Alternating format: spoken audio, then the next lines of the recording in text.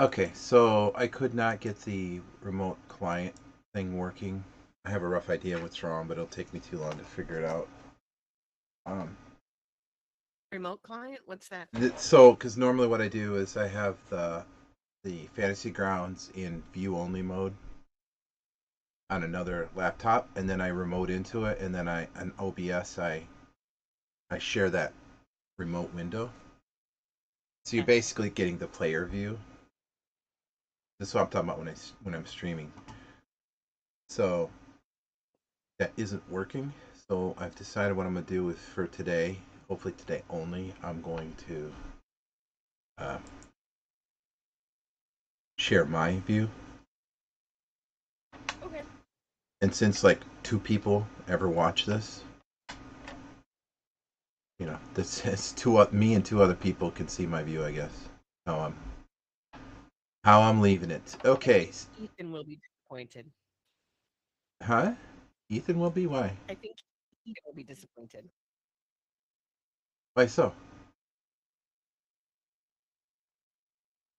Oh, he was going to watch this on YouTube.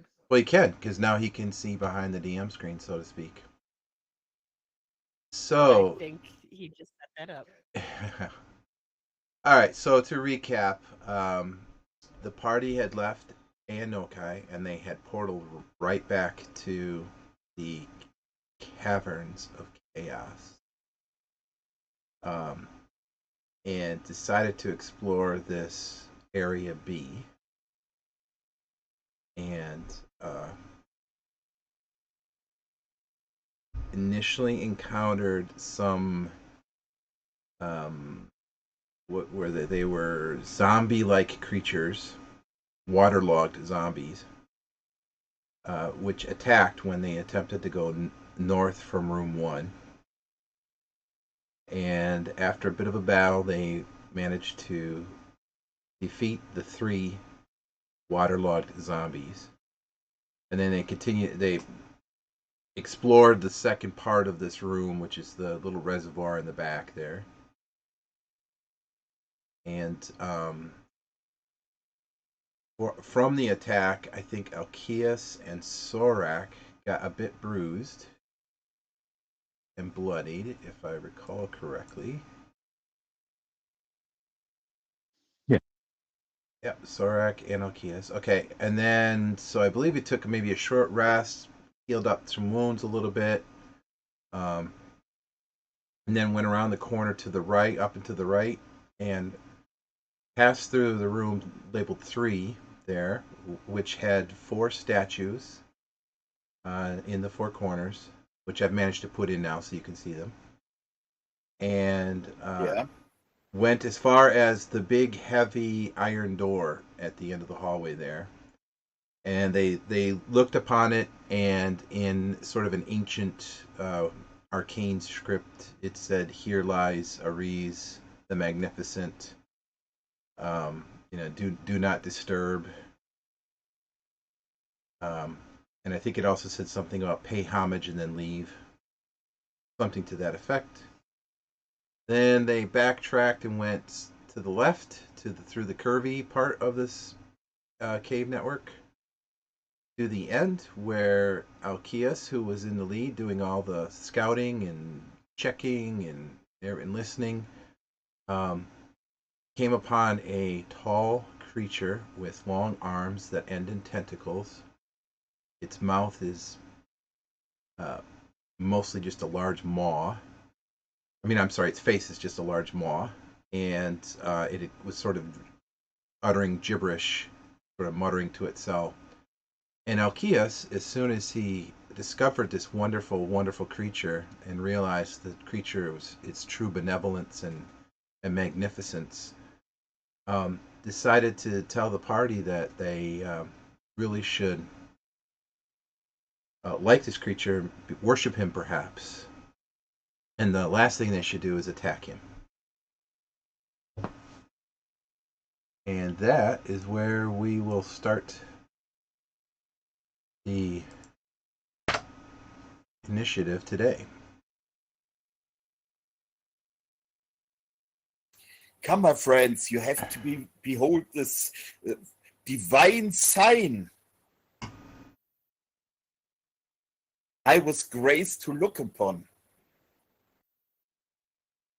He was. You're just completely enamored with this creature.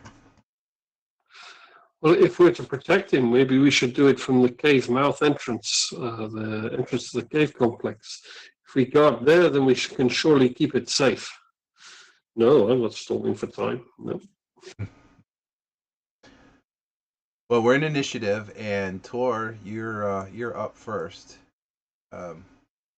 I believe one extra piece of information: Sorak was attempting to detect evil when you were in here, and behind the iron door to the east, he detected a very strong sense of evil, and as well to the west, and it is very likely. I remember to the door to the east, as in the chamber with the with a riz, or supposedly a riz in there. Mm-hmm. You were telling us last time that there was like a mix. It wasn't just evil, but there were like waves of evil and then not evil and then evil. And then you said it wasn't quite so black and white in that case. Yes. No, you're absolutely right. This evil you talk of must be located somewhere else, but what I was able to see with my own eyes, this radiant creature of complete benevolence. You have to see it. I tried to grab Thor by his sleeve and drag him into the room with me.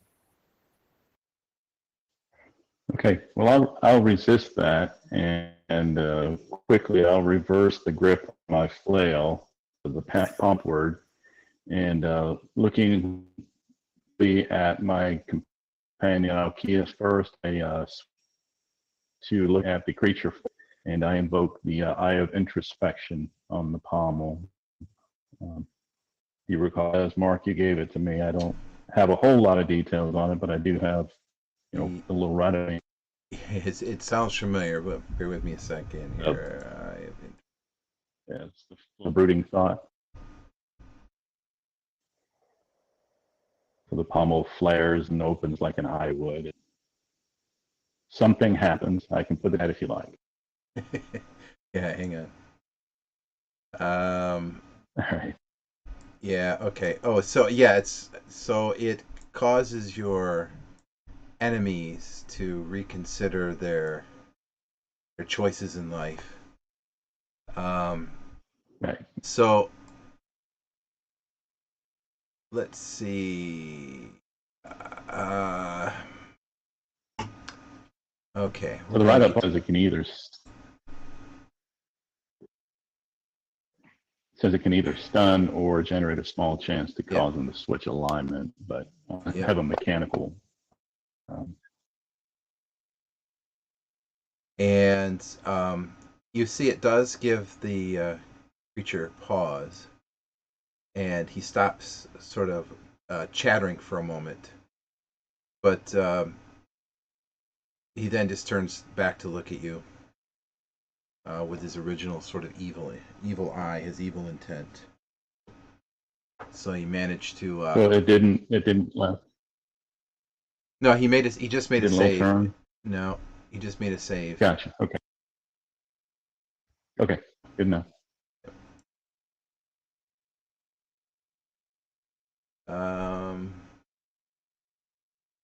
Let's see. Okay. Anything else?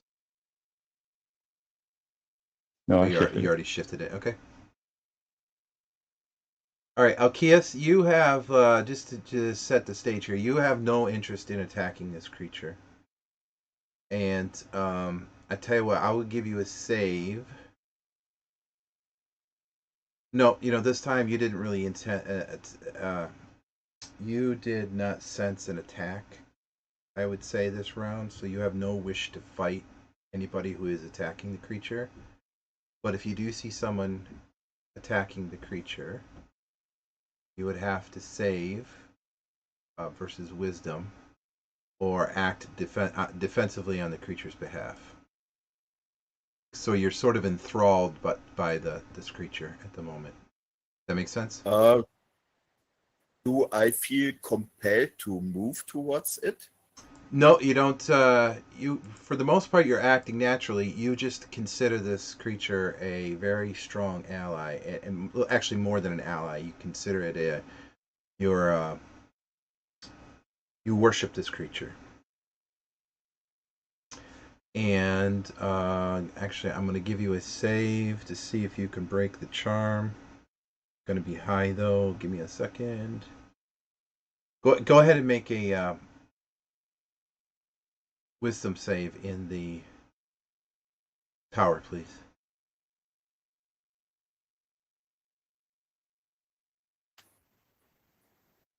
In the tower? Okay. Yep.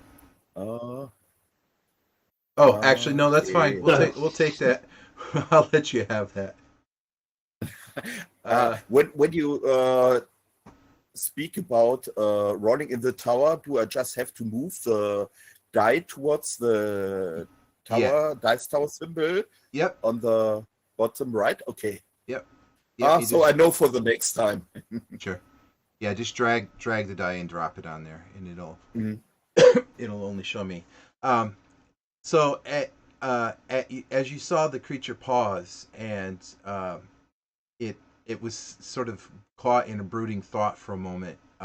It seemed to release its hold on you, and you shake it off and think, this creature doesn't really know itself. Seems it has an identity crisis, and it breaks its hold on you. Sweet. So my eyes wide in terror. Yeah. I'll go ahead and let you have another action here, either a movement or an attack. Actually, you're too far away for the attack, so. Am I holding the bow in my hand? Or a weapon? You know, the player that was playing you last time didn't say that, so I don't know. No, he had a sword and a lantern, remember? Ah, that's right. He did have the lantern. Yes. Okay, so you have a sword in your hand and a lantern.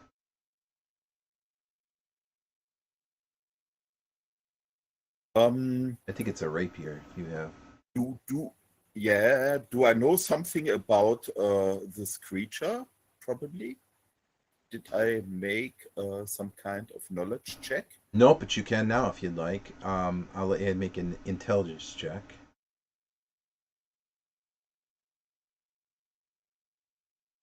Oh my gosh.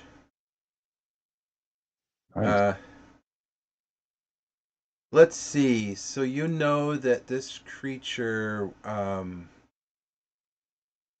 is a very effective fighter. It's probably obvious, but it likes to grab and constrict its targets. It's blind, so it uses echolocation to see, essentially, like a bat. And it also, because its mouth is large and effective, not only for biting but for charming people, as it sort of chatters and chips. And it can be deadly if it's able to grapple you and bring you close enough for a large bite. So if it's completely subdued you and brought it to its mouth is big enough to even decapitate you.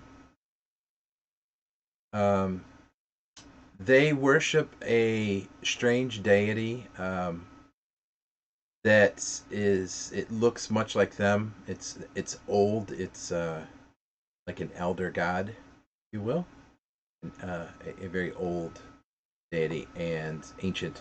And every now and again they need to commune with their deity. That unfortunately there was some sort of schism between them and the god that they worship. So they're eternally trying to reconnect with that deity.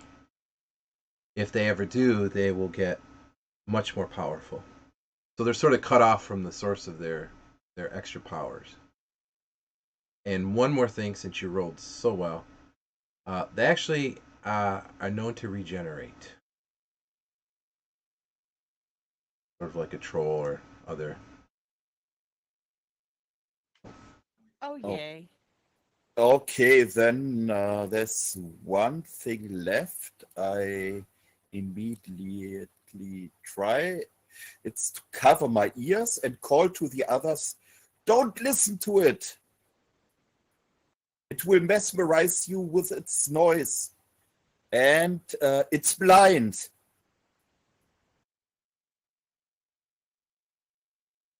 It can hear. It can hear. It can sense your movement. Yes. Okay, and I think this will probably all I'm able to tell them with my last action. I'm sorry. Cover What? your ears. Okay. Cover your ears and be quiet. Okay. Was that it? Yes. All right, Sorak. I have a sneaky suspicion you're not gonna be quiet. Hang on. I got pinged when you opened Sorak. I think I still have him. Oh, Would you not take Sorak back? yeah. Not here. Oh, he's not here. You know, you're right. I just realized I haven't heard him. Let us see what we need to do. Who is? Does anybody want to control Sorak? Oh, well, I can. I don't want to repeat that noise. I prefer not to, because I always feel guilty about damaging other people's characters and things. So I don't mind dropping my ownership, but yeah. All right, I will. If you don't mind taking him, if you don't mind taking him, Thor, then you can do it. I don't mind, but I just prefer not to. If we had two, then I wouldn't mind you taking one and I'll take the other. But if you want to take him, that's fine for me. No, I'm not all.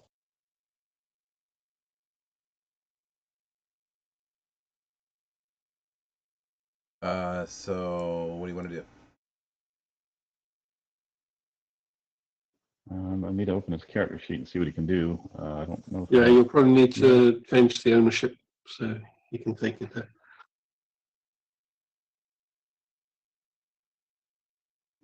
Yeah, Mark, he's not actually across the top here either. He doesn't look like he's in the game again. Wait, I'm sorry. What do you mean? I've cleared his ownership. I can't access. Maybe close the Okay, characters I don't and have reopen access. the characters. Yeah. And then you might Yeah. see them now. I bet you that's Okay, I've got it. Never mind. I've got it now. That's I've right. got it. Cool. All right, so let's see. Golly, he's got 14 wounds. A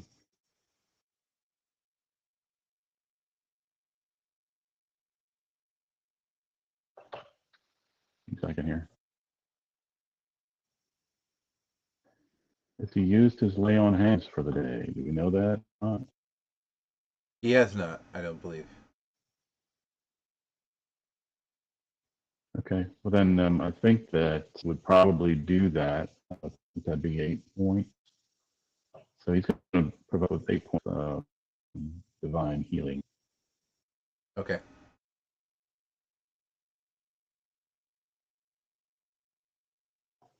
Okay, and then he will move to cover any retreat that we may embark. I don't. At this point, he's not sure what we're going to do, but he's going to sort of move up to share space with Tor, if possible. Otherwise, Tor will be slightly ahead. That'll be it. Okay. Yeah, my sense is he's usually fearless, dangerously so. So I would think he would definitely move forward. Not surprising, and then Vartan. Okay, Vartan's kind of stuck at the back. And with such a twisty tunnel that he doesn't actually know it's so twisty, he'll move up as far as he can, but I guess that's only to about there before he gets kind of stuck behind the others. But he takes his bow and prepares his bow, but he doesn't even know what he's fighting yet, so he's acting a little bit blind and kind of stuck in the corridor. Mm-hmm. All right, Arista, it's your turn. So,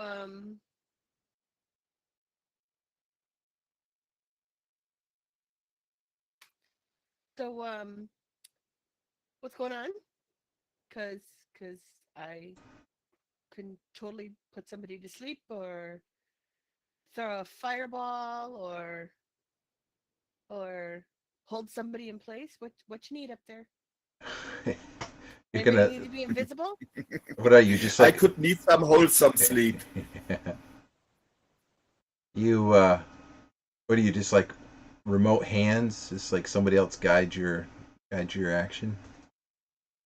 All No, right. just pointing out what somebody, because I can't see what's going on up there. So Right. just pointing out the things that I can do in case y'all are having any trouble up there. Because I see we're just kind of standing here.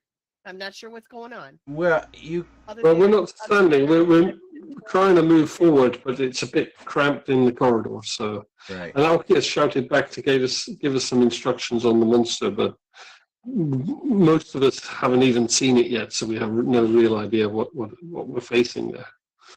Right. So I'm shouting forward what I could possibly do in case anybody needs anything. Okay. Aside from Hold announcing this your creature so we can get out of here. Yeah. Oh, there you go. Someone's made an order off your menu. Yeah, it didn't really I'm come sorry, I through too didn't hear clearly at my end. But Yeah, I'd like one hold person, please. Hold the mail. Who am I holding? Point me at him. Yeah, you'll Alkias, know so the when you rest see of us him. can escape. Come up here a little bit. So to the point, it is kind of a narrower part here. I mean, it gets narrow in places, barely 4 feet maybe wide, 3 feet wide in a few places. So I would say if you truly want to get off a spell, you're gonna have to squeeze kind of around Veriton and between the dwarf and the half orc, and Right. somehow, and you're not gonna have a great. Yeah, I'm not sure you can even cast a spell without a lot of movement right now. No, I expected that I would need to move toward the front. Mm-hmm. Okay. I just need to know if it's worth it for me to do that, if there's a point of me doing that, since I can't see what's up there. Is it Alkias who made the request? He made a lot of excited shouting. To put me asleep? Yeah. No, to hold person. Tor said that. Alkias was telling us about the creature itself. I don't know if the creature even classes as a person, but So Tor suggested I hold person. Is that it? yeah. Oh, you were throwing out the menu there. He said, "Well, that seems like something must, so we can get Alkias out of there." Something burning, something erosive. It's regenerating. Mm-hmm. You want me to throw a fireball? In that case, I recommend y'all step back. No, not there. I would like to see Don't it. throw one there. Yeah. The compressed blast would come all the way back to you. It probably would. It's a 40-foot sphere. Is that diameter or radius? Diameter. It's not too bad. It would still come back and kill us all, but it's, usable.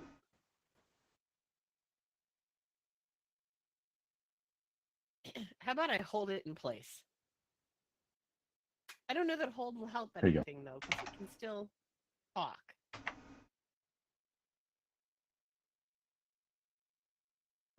Well, I'm Alkeus was trying to put talking it to about. Did I describe Which the I- creature to the others?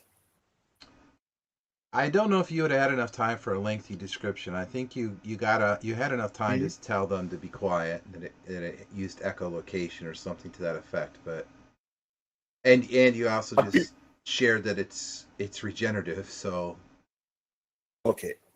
but I think more than that would require another round. And that it's beautiful and adorable before. Mm-hmm. Yeah, briefly it was.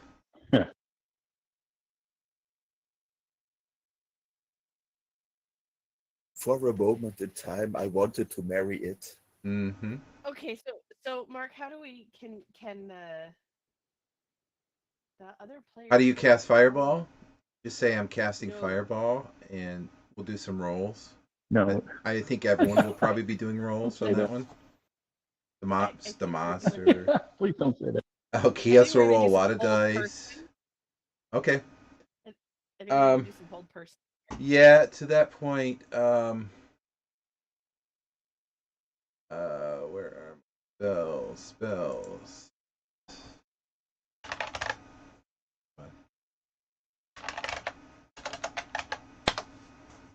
Yeah, So as the caster of humanoid. the spell, would she know if something applicable to it or not? Yeah, I was Just by looking figuring, at the just creature? thinking about that. It says humanoid. I guess if I've been kind of squint my eyes a little bit, I guess it says humanoid. It has 2 arms, 2 legs, and a head/mouth. Yeah, I would say you have a pretty good sense that hold person spell would probably affect this creature. Great, let's try that. I'm not gonna worry about a component, and it has a saving throw of gonna move forward. wisdom. Yeah. Wisdom. And wisdom is a 13, so it's a plus of 1. Oh my gosh, plus level. Plus 1. I'm gonna move forward because I'm assuming that I can't cast this around corners. No, you really need to see the creature. You'd really have. That's my point here. Okay, so here's the thing. So all that movement meant that you really either couldn't cast until the last possible moment. Well, I suppose that's valid, because you could still move and cast. That's fine. I'm gonna have you make a dexterity check for not tripping over all the big bodies in the way. You want me to make him a dexterity check? You said? Yeah, I think so. Just don't roll low, or it's gonna affect your spell casting.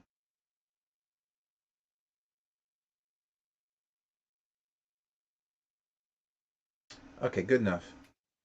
All right, you sort of squeeze and shimmy and shake through the mass of warrior folk, and you stand right by Alkeus, who's switching allegiances every other second, and seems to be on your side for the moment.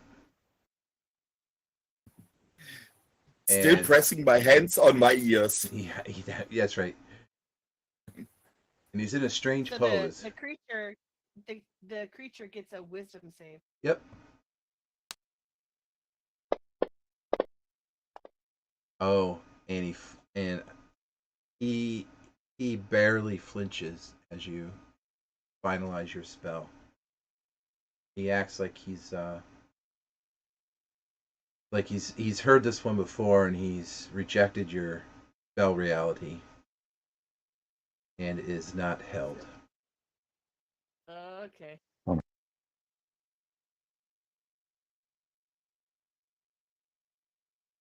But maybe his luck will not hold. So, all right. Anything else? No, I'm out of time. Out of touch, out of time. All right. Since he is not held, I think what we're gonna do is I need to grab the right cursor. He is going to move forward, and he's going to try to grab. Let's just do this manually. He's going to try to grab Alkeus. Oh, and he does. And instead of crushing you or hurting you, he is going to try to throw you. So, Alkeus, can you give me first a strength check as you try to resist being thrown? Ooh, okay. And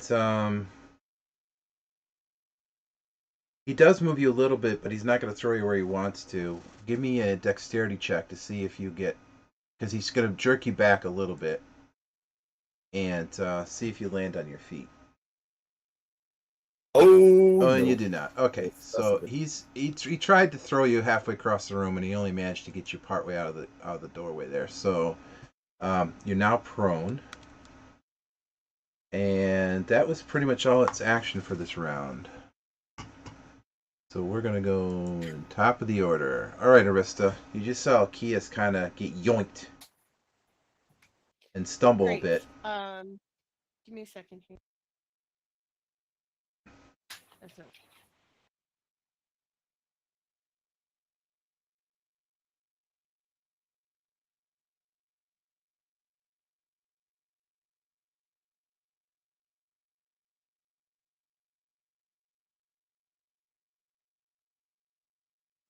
I'm trying to see how far away he is. He looks like he might be within 15 feet, yes?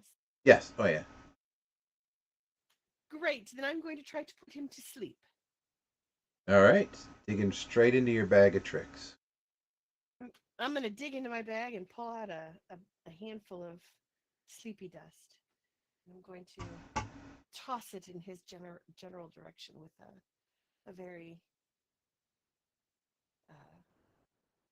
affected gesture. This is Dust of the Sandman, Yes. and he can He's make a saving throw. right. And you are 3rd level.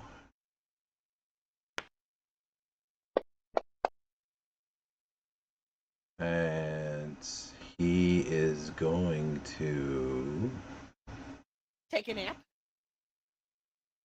Fingers crossed. Let's see, Dragon, Wands, P is Paralysis, B is... What is B? Oh, B is Breath. What is S? It's a con save. Yeah, I know, but I wrote down the creatures from another Gotcha. game, so it has the old school saves, and I have to recall which one is based on con. I believe it's going to be this one, so that's +2, so that's not enough. Yes, he's going to slowly sort of droop a little bit, close his eyes. He curls the ends of his tentacles in sort of a backwards towards his arms. He leans forward, and he just sort of starts breathing heavy. So he's in sort of a crouch, forward crouch, resting on his back legs and his curled up tentacles. And that's going to be it. Oh, what is that for? Well done. Number of rounds he's asleep. Oh, that's right. 9 rounds. All right. So almost a minute. Oh, more than a minute. What am I thinking? No, a minute. 54 seconds. All right. All right, Tor. I think All right, would you have seen this? I guess you probably would have. Go ahead.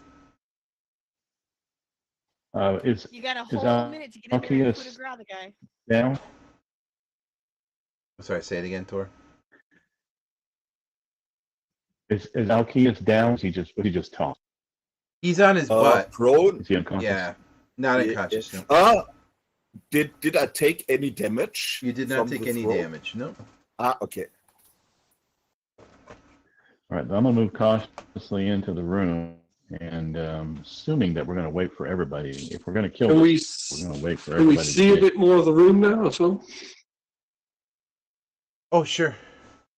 Now that you come in, let us expose the extent of the room.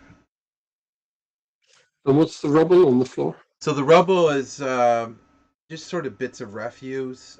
There are a few scattered remains of people, and there are also dried up piles of scat.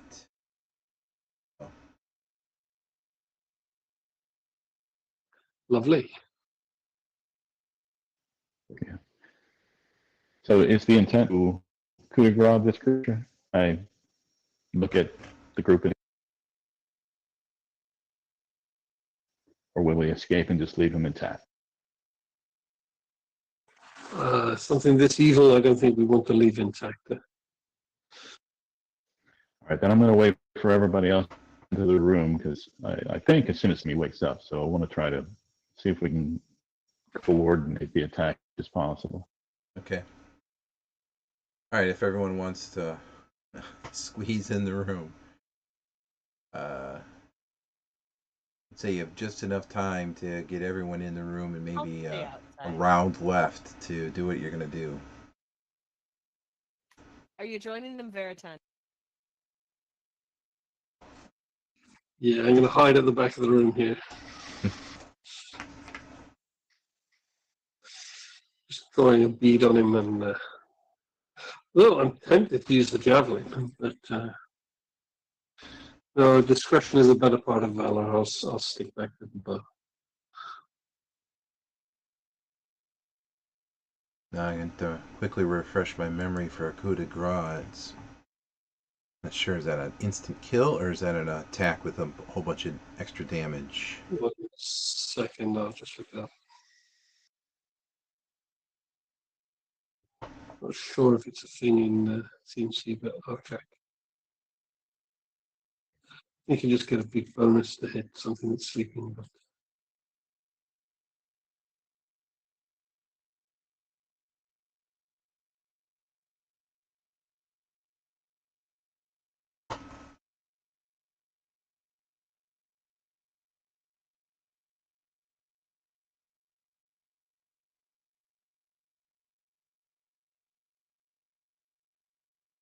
It doesn't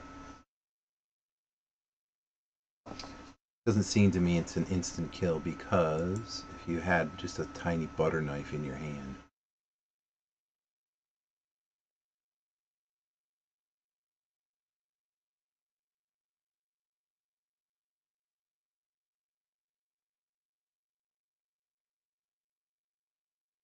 I can't find it for now. Shoot. So who's going to attack? Are you going to coordinate a multiple attack, or are you just going to, Thor's going to do all the dirty work? I think someone should call, 5, 4, 3, 2, 1, and then we all attack at once. Yeah, that's how it's done in the movies. They all sort of stand over the. When you have a sleeping foe, everybody takes aim and splat. Yeah. Then there's that long, slow look of horror on its face. Right. Look at it. It's napping like a baby. Okay. So did we decide what the It looks so peaceful. there's for an the next advantage 30 in this? seconds. Well, we're gonna first of all assume that you automatically hit because the creature's defenseless. I would say then the damage is just simply going to be max damage plus a d6. Okay. As it's sleeping, can I use my back attack and my sneak attack? Both? Oh my goodness. Sure. Because Well, I think I don't. Go ahead. Yes, please go on. I was going to say, I think between it, with that in mind and Tor up there, I don't even think Sorak even has to bother. He can just kind of stand back and let you guys take a couple practice stabs. it would be enough to kill him, I'm sure. So, Yes, I would do 13 plus a d6. yeah. Um, And or now Kias is going to be like 18 or something. Yeah. plus. Yes, using my rapier, it would be But if for it's sure. regenerating, do we want to surround it in oil and set fire to it as well? Alkius, do you know if fire would stop the regeneration or whatnot? Oh, He would know that Did- it actually, thank you for reminding me, it can only really be killed with acid or fire. So it's quite a bit like a troll. we could take it down with our steps first, and then our dear spell slinger could use the fireball then on it. I like it. Well, this is a bit of a constrained space for fireball. No. Yeah, it's quite a bit of Or a constraint. flame arrow or an acid arrow. But we can Such pour things. I have a ranged attack that will do 2 levels of acid damage. Yeah, we can pour out some acid around some oil around it while it's sleeping, and then just ignite that as soon as we've attacked it.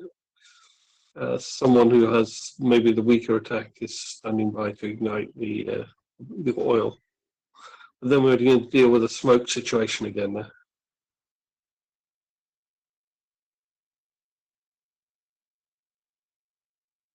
So, okay, yeah, while everyone's getting ready, Veritam pours some oil out around the sleeping body. We're trying not to disturb it as much as possible.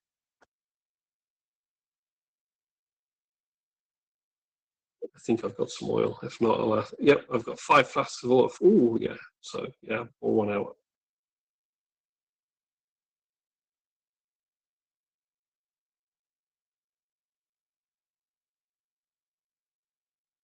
So who can ignite it?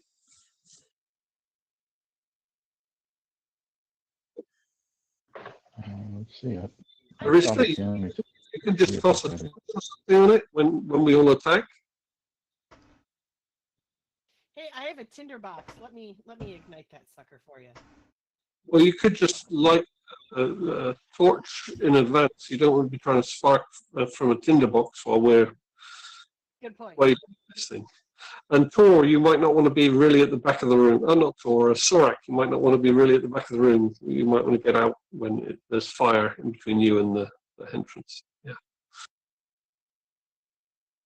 So are we going through the room?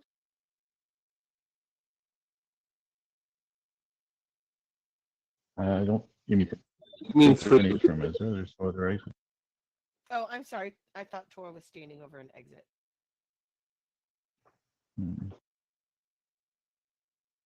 No, so we should probably just get away and let the fire get, consume the.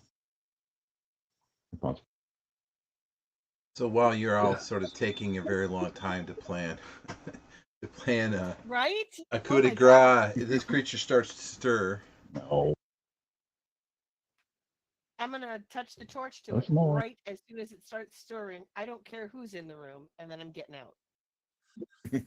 Okay. Hang on, is everyone running away before we even hit it? Everyone's running away. I'm moving too. But I thought the plan was to hit it and then burn it. That's what I thought too. But it seems like it's just everyone's So booking it was, out, but he started to wake up. Everybody's leaving. We lost our And chance.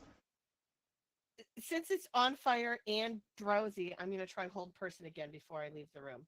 So I'm sorry. So you actually did light the fire, and then everyone's left, and nobody has stabbed it. So okay. That's what it sounds like. So I'm gonna do hold person so it can just burn itself to death. Hang on. Because you said, Mark, he started to move, so that the effect was over with. So that means to me that we don't get an attack. So that's why I left. Is that the case or is it not? Okay, fair enough. No, I just kind of wanted to move it along. I think you guys were overthinking it a little bit. Well, Thank I you. just wanted to, like, you see a movement, you see an arm start to twitch, and you get the sense he's going to be awake. He's going to be awake in the next 6 seconds. So either burn him, kill him, stab him, or drag him to the corner and Right. choke him. Do something. First step it. Okay, we're all attacked and then Arista Don't can fight. settle. So we all go. I think we should write a script for All for One. I don't know if you guys are familiar with this. It's a YouTube series. You know, it's a comedy about players, young players playing, and the situations their characters get into. And I think this would be a great one. It'd be like you're all standing around, like, well, the thing is only gonna be asleep for a minute, and they're all trying to stand around trying to figure out how to kill it. And by the time they get around to figuring it out, the thing wakes up. So Yeah, very much Hasn't there been an episode like that? probably.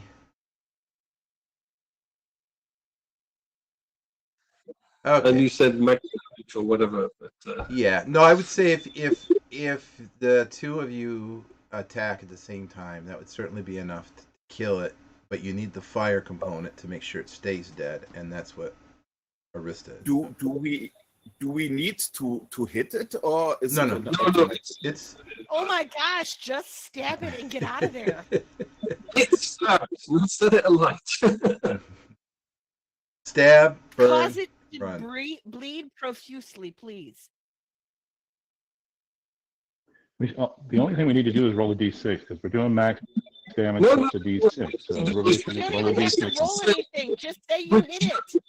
We're just waiting for Arista to set fire to it, and we I leave. didn't say that. Arista has I already said set damage. fire All to it. we're doing is rolling damage. We're rolling damage. yeah, We do max damage. I get 13 plus the d6. Somebody else does a d6, whatever. That's what I'm saying. Roll a d6. We're done with it. You don't even have to roll. Just say I hit it and it's dead. I'm not saying to roll an attack, Jen. For crying out loud. I'm saying damage.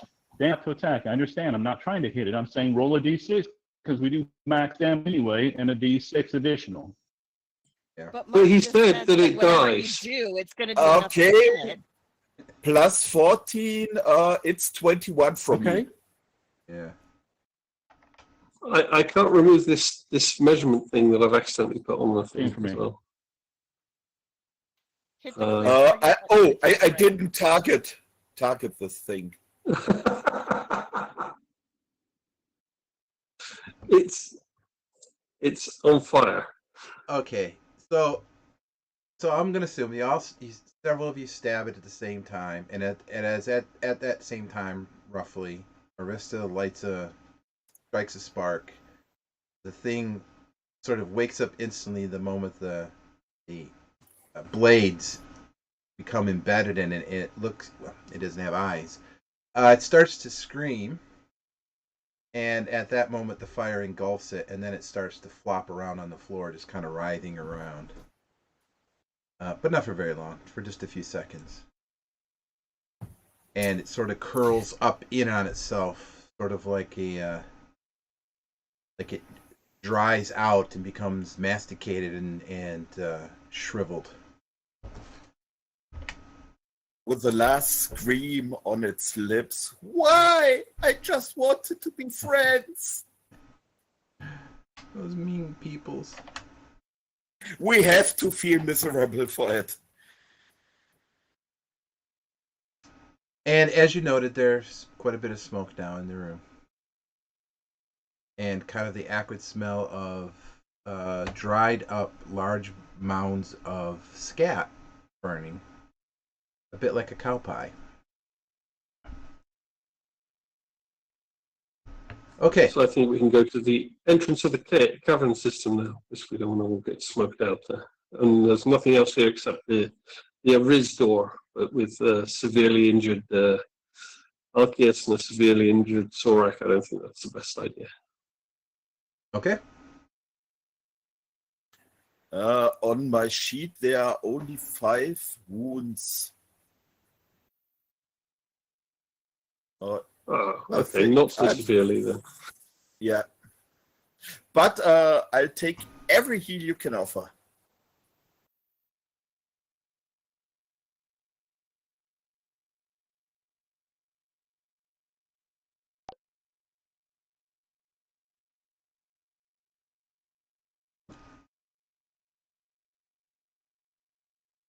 So what are we going to do with this Ariz guy, guys? Apparently, Go ignore him with for now. what? Ariz the Magnificent, or whatever his name is. What are we going to do about him behind that door that we didn't open? Oh, that guy.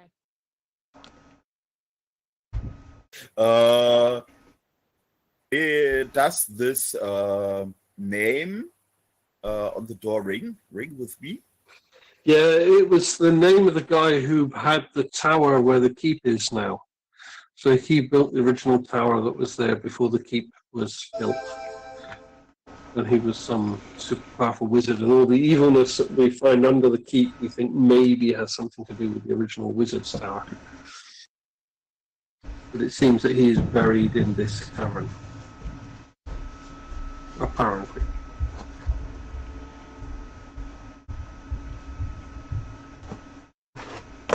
But if he's Sorek such a would like to go powerful back and test those. Sorek would like to go back and test those waves again, see if he can define that any further. Because if it's significantly evil, then it's something that needs to be dealt with. That sounds like something you would do. That's his vote.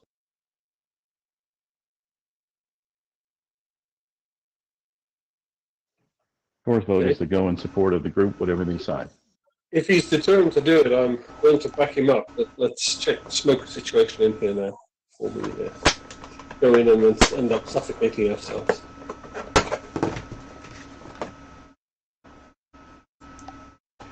Well, at this point, it is quite smoky, so it'd be sort of your vision would be affected to some degree, but it's not so thick that you can't breathe. It's just you're getting it's like a big fire is burning, and that haze and smoke is sort of billowing out a little bit. It's not nearly as bad as it was in the other cavern when you killed. Well, that was a lot more body to burn, yeah. So. Exactly. Okay, if Sorek wants to go in, I'm happy to escort him. If the others are too. If Tor will go as well. I can't remember those statues. Was there anything else? I can't remember what was so special about them.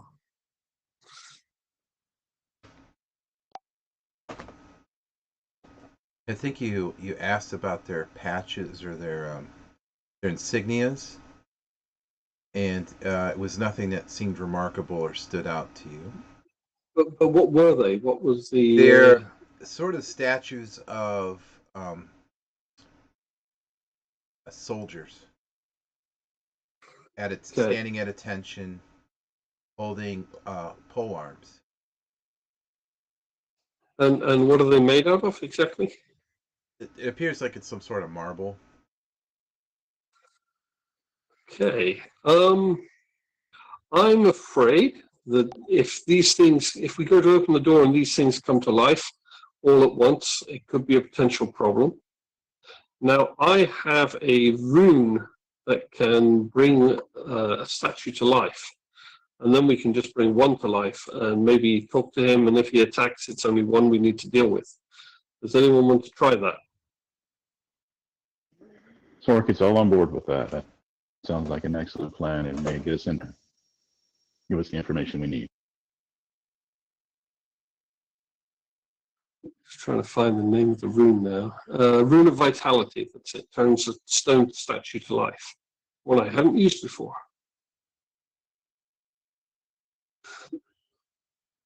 So if you want to take positions around one of the statues, which one looks the weakest or the least well-armed? Mark? They look exactly the same. So they're copies of each other. Okay, so if we can have some melee guys standing next to him, so when I activate the rune and step back, that would be good. If other people are in a position to use ranged attack or whatever, might also be useful. I suggest I start with the one in the bottom right corner, because that gives the most view from the corridor at the back.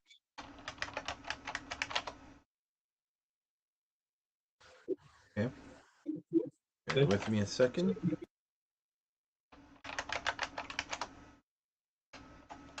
I hadn't anticipated this, so bear with me.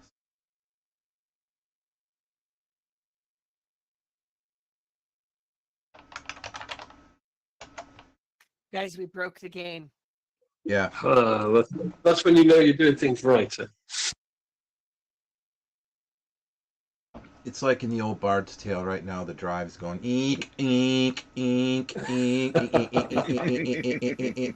eek. Thank God for SSDs. Exactly. Shoot. Let us.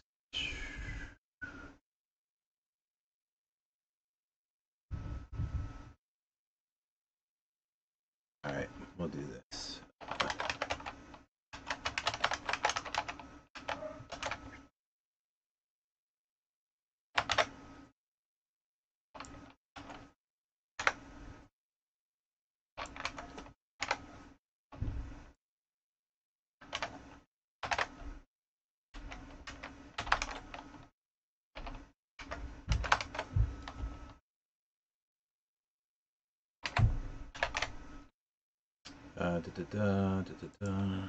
Second.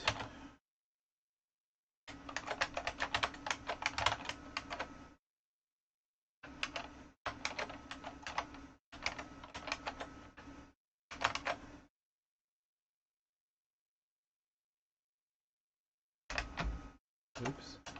Yeah, I don't know exactly where you got this rune from because I don't have any other information on it other than turns a stone statue to life. Mm-hmm.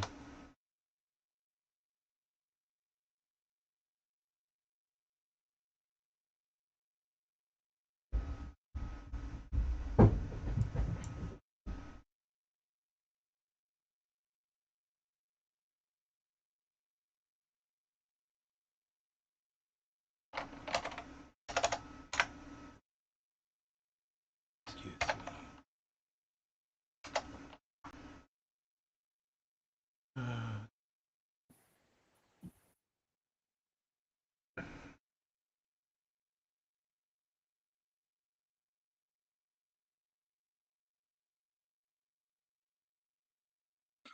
By the grinding of the drive, I don't believe that it was planned for these statues to come to life.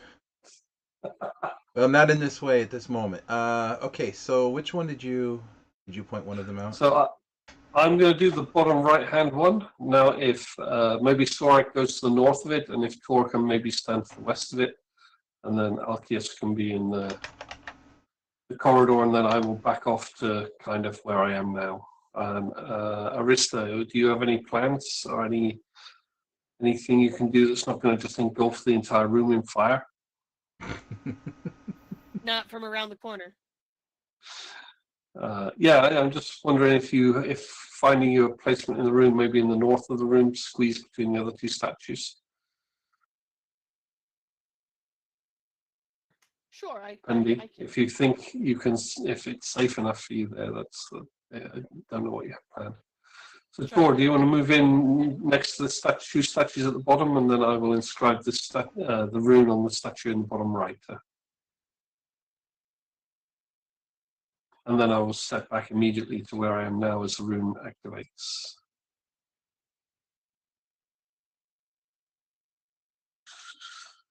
So, with everyone in place, Bertan steps up to the statue, takes out his stylus, and engraves or scratches the necessary rune of vitality onto the statue for leaping back into place as the rune begins to take effect.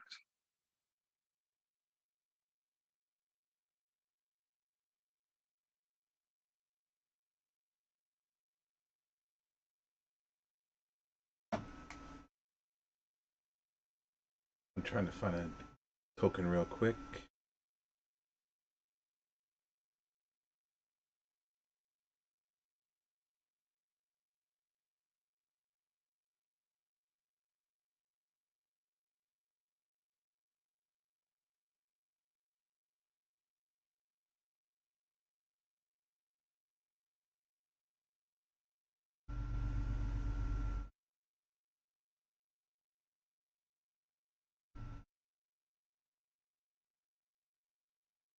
Wow, the train is really loud down there.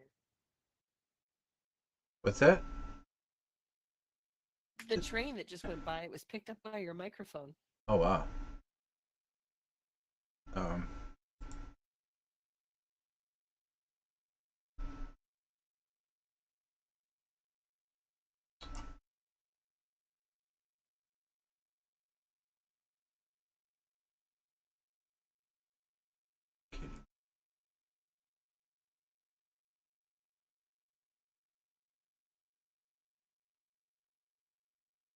and the bottom right, you said. And he's not that big, relatively.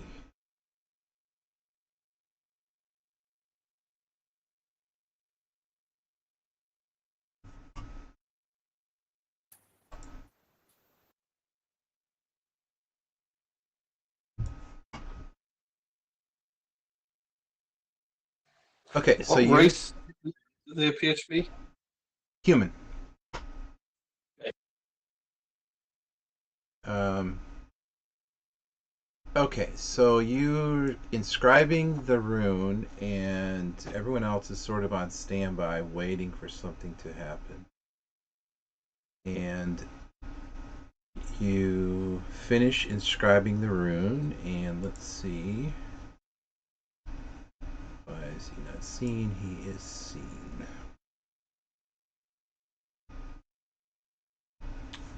And he sort of comes to life. His eyes blink eerily, and he turns to look at you, Varatan, and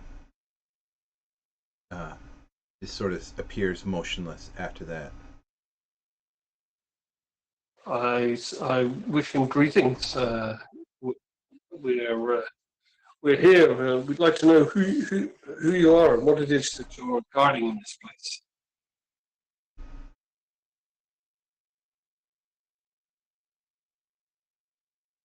Why have you awakened me? I'm not set to awaken for another 900 years. You know how much time has passed then? How long have you been here? 100 years. And what happens in 900 years from now? The master will awaken, and we will become his royal guard. And by master, you mean Ariz, the Magnificent. Yes. He will Do you know what? He'll glance at the door quickly and then turn his eyes back to you. Yes, we have not dared breach his tomb, but what happened to the great Ariz? What befell him to put him away for 1,000 years?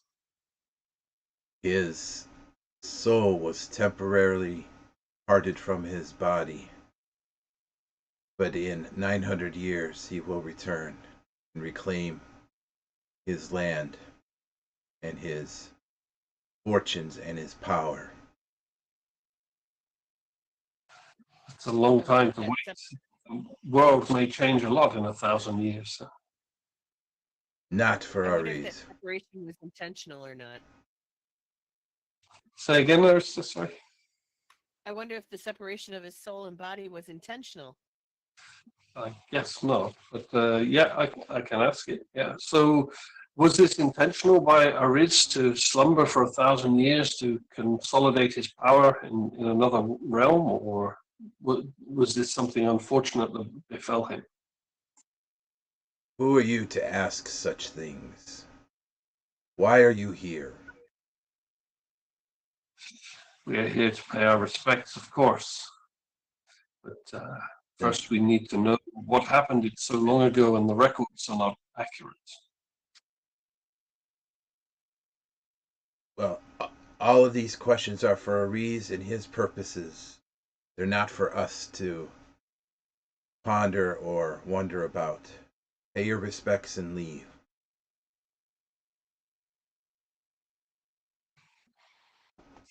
So I say to Sorak, Sorak, is there anything you detect from this man that we should be aware of? So Sorak will attempt to detect evil on the statue and sort of direction to the door afterwards as well, and see if that's pulsating or changing levels of. I'm sorry, you said you're going up to the door to investigate? No, I said that Oh. Sorak is going to detect evil on the statue, and then he's going to change his attention to the door as well and see if the door is fluctuating.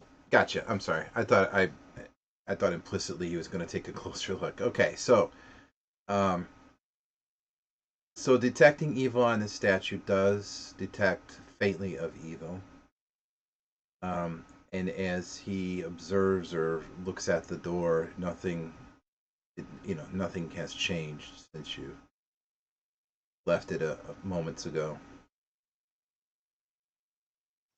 So there's still the varying levels of evil within, or Yeah, the statue ahead is clearly detecting a faint evil. Statue ahead of you. The three statues behind have no sense of evil about them. The door still does fluctuate between evil and non-evil. It's almost like a pulsing, like a sine wave of. It's fairly rhythmic. So I asked this statue. Well, yeah, go on. Sorry. no, I was just going to say Sorak looks at Veritas as the vile and needs to be disposed of. Yonder door still pulsating levels of evil. This one, an immediate threat. Okay, that wasn't too subtle. If you heard it. I was going to ask more questions. But Is he normally subtle? So I I don't guess think we he's normally need. subtle, is he? You are no threat to me. Okay, we're going to have to take him down then, aren't we? Now I've brought the guy to life. Welcome back to life. Now you die. Okay. So do him a favor. 900 years from now, you have to fight 3 or 4. Okay, so we sure.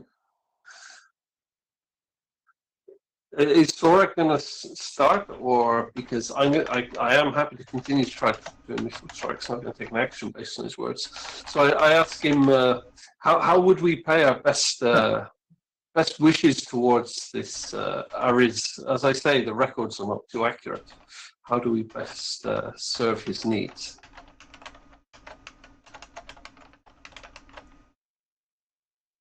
You may serve his needs by worshiping him as the god that he will become. Yes, but all gods have their desires from their worshippers. What would Ariz want us to do? Bow your head, say a prayer, then leave. The second one with the god complex today. Unfortunate. Okay. I look over to the others. Anything else we need to say here or ask here? Sorak thumbs his axe. I think I'm going to continue the conversation in a different fashion. We were invited to pay our respects. Does that mean we can go in the room? The statue will chuckle, as if you could try. No, where you are is close enough.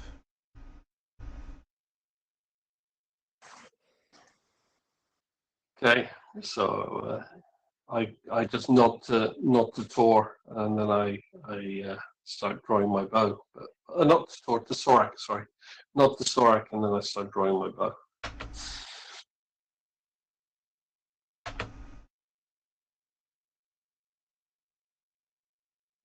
So unless impeded in some other fashion, Sorak is going to try to take the head off this thing.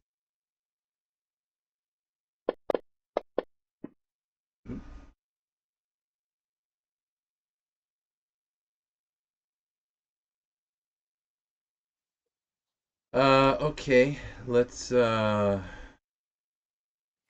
I kind of wish I weren't standing here. I did ask if you had anything you thought you could contribute if you were standing there, so it was kind of an option for you.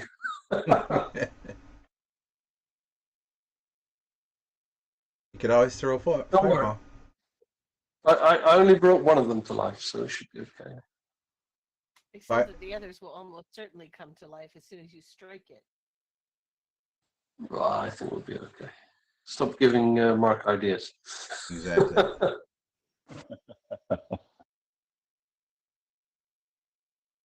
I'm sorry. You said Sorak was going to take the first swing.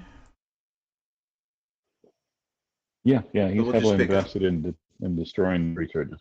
All right. So let's just start with the combat initiative that we currently have. So we're about halfway through it. So Sorak, could go ahead and take your first swing.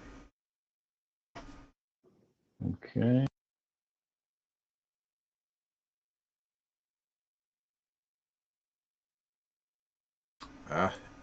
And you hit. Of course he hits.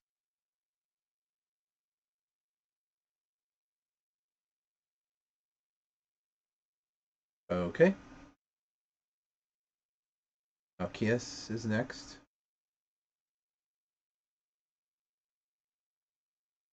Do I have the possibility to have a line of sight from where I stand? Yeah, but you're firing into melee, so you could certainly make an attack. If you roll a 4 or less, you're gonna probably hit one of your comrades. So or maybe I just try to get in the back. If I move here, do I have the possibility to back attack him? no, he's actually facing. Well, I suppose he'd be facing Tor. Oops, that's the wrong one. He's facing upwards. Okay. Yeah, he's facing this way. So could you meander through a crowd, then sneak up on the back?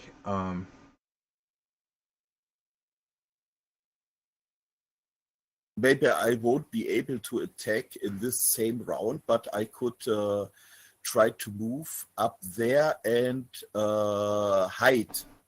Okay, yeah, I think around the corner. Right. So if all you're trying to do is position yourself for an attack next round, that's fine. Then I will use my height check. From 90 to 2. Okay. Yeah. Oh, I'm kind of glad you didn't shoot that arrow now.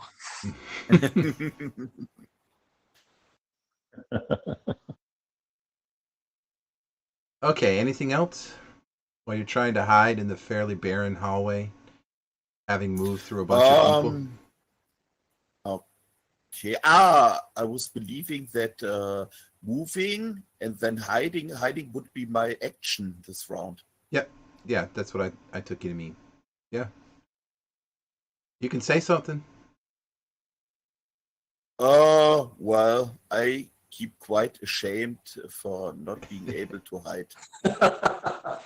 From one waking up from 100 years of sleep. Mm-hmm. Well, to be fair, he was awoken. It wasn't by choice.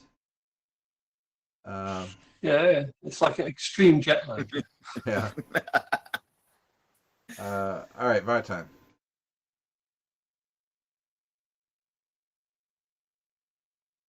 Wow. Right.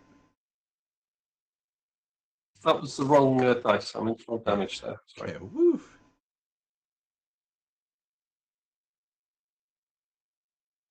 That was with the black fletched arrow, by the way. It said silver, but it's black fletched because the way I used my currency.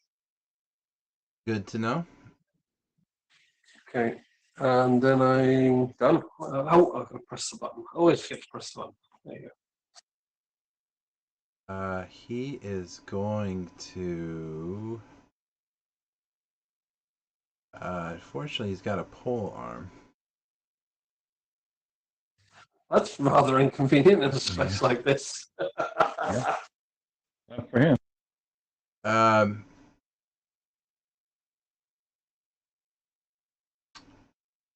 well, it does him no good, so I think he's going to throw the pole arm, launch it like a javelin, a poorly thrown javelin at the mage. The quiet mage has nearly said nothing. And he does seem to make contact. We'll say with her shoulder, but he's not going to get a strength bonus, so it's just going to be straight up damage. For 6 points of damage. And then the pole arm just sort of clatters to the floor. And he is going to sort of step back into that corner as much as he can. And you'll notice that as he was doing that, his gauntlets, his bracers, his arm bracers, have fairly jagged edges. And so he sort of gets into a defensive punching stance and prepares for the next round. And Sorak is next. All right. Continues the assault.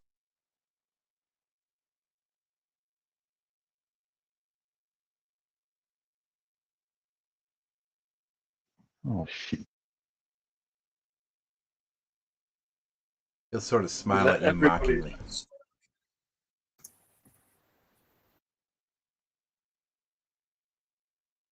Okay, so you're up. Am I able to You wouldn't draw get a. my Go ahead. Draw your. rapier and step him around the corner, or is he too far for this? No, he. You can reach him. I'd say the three of you that are standing next to him, essentially surrounding him, so all three of you can make a straight up attack. You will not be able to get a back attack, though, or sneak attack. Because he's put himself right back in the corner, so he's only having to guard right in front of himself. Okay. Makes sense? How can I target In the combat tracker, just control click on soldier statue, and then it'll target him. I do it in the control. Okay. Combat tracker. Okay, got it. So, where is my little nice, neat rapier?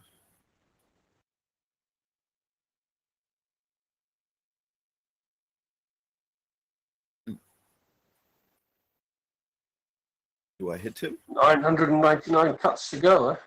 Wow. Yeah, and I believe that Yeah, one okay. That's you get additional attacks. That was the whole point. I haven't seen it in a while, but where is I think he has to roll a 19, doesn't he? Is that what it is? Oops, that's not it. Not so. Not Wrong sure. button. No, 16 plus. Yeah, but 16 plus on the roll or on the attack? On the die before modifiers. Yeah, so you're right. Sorry. Just see it's 15, so not enough. Never mind. Okay. Okay, so what did I do? Where are we at with damage? Wow. 1 round in and we're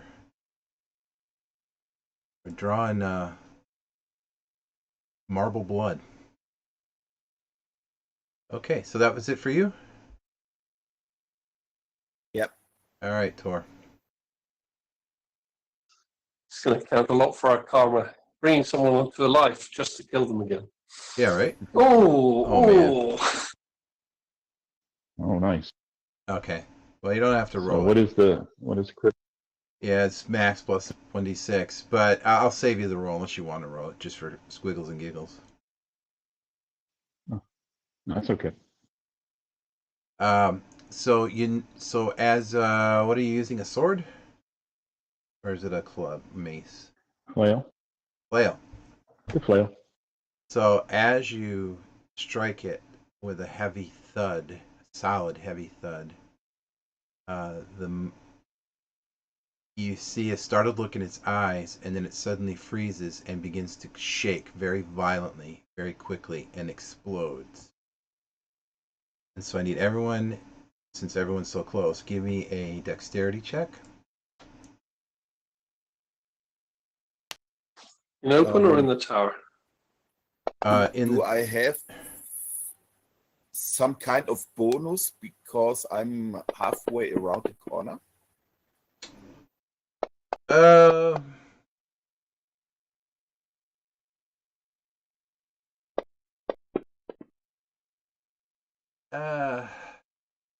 I'll give you 2 for the corner.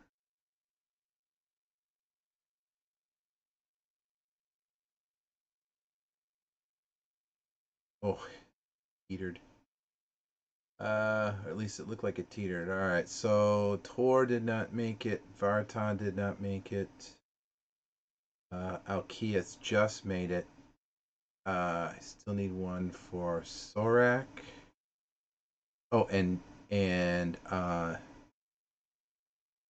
is Prime. So Jen made it, and Sorak did not. So those who made it take 10 points of damage. I'm sorry, those who made it take 5 points of damage. Those who did not take 10. Ow, I'm not doing that again. So Ouch. I think Alkias and Arista were the only 2 that made it. So you can take 5 each, and everyone else take 10.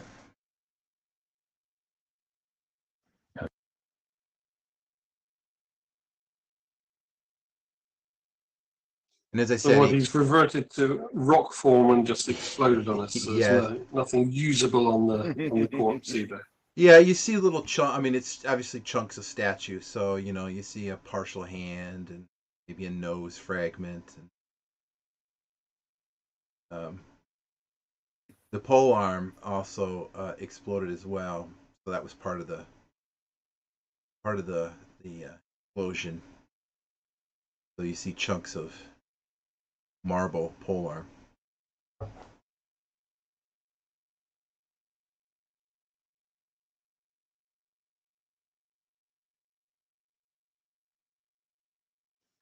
Okay, so seeing the condition that Sorak appears to be in, he appears to be getting a little bedraggled, and I'm going to cast a Cure Light Wound spell on him.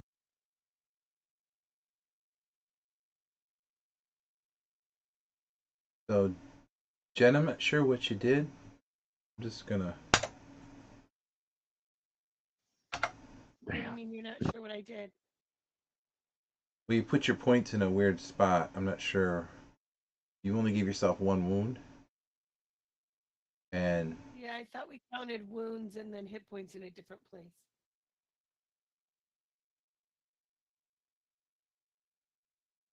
Because I And thought that's that all I had to do believe. with using bandages. oh yeah, that's not exactly tracked here. You just have to kind of count how many times you were hit.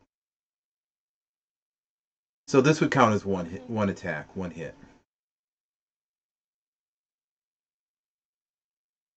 Yeah, wounds is basically uh, subtracting from your hit point. So Tor is, oh my goodness, Tor. It's like you're spittering and sputtering. It's like your deity wants something from you. Like, Yes. you're like, Let's spend some time pondering. Yeah, Thor, what did you do to your god? I know not. He's really not He has looking me alarmed, favorable. however. Must be attacking innocent statues that does it. Yeah. So yeah, I'm going to use a bandage and at least try and patch up some of my wounds. So I'll make a what's me call it check. Yeah, which fails. So I just get the 1d2 health back.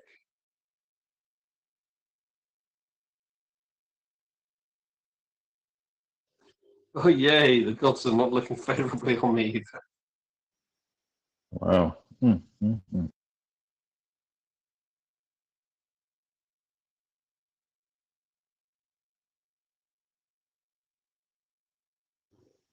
Well, Sorak appears to be, he's looking at the door, stroking beard.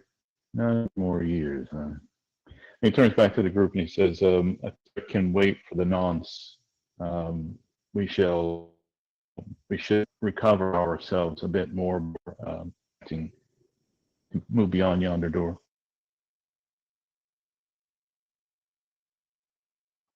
Yes, I think I concur. Maybe we return to the keep and we can seek healing there in the temple.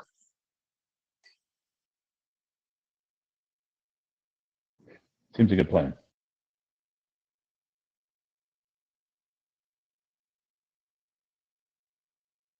So, I don't think I have a static rune here anywhere at the moment.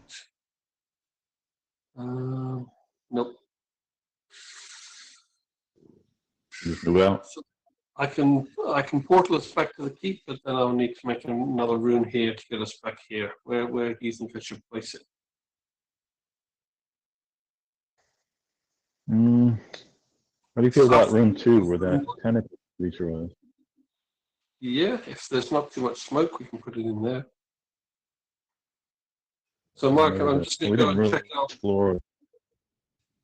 check out room 2 and see if it's practical to put a rune on the wall, or whether the smoking mess of a corpse is too much of a hindrance. It's it is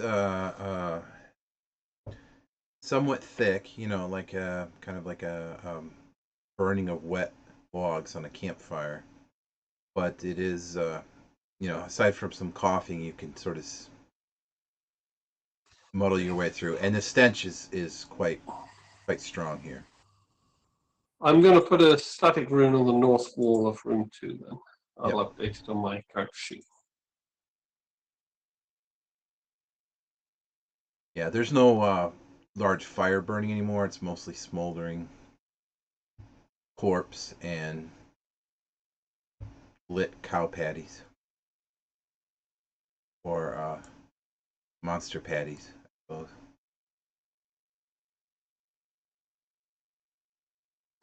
Okay, I've checked that off my character sheet. And then I will go to the rest of the party and put portal us back to the keep. So I'll do that from here. At the keep, it is, one moment, let me see. And at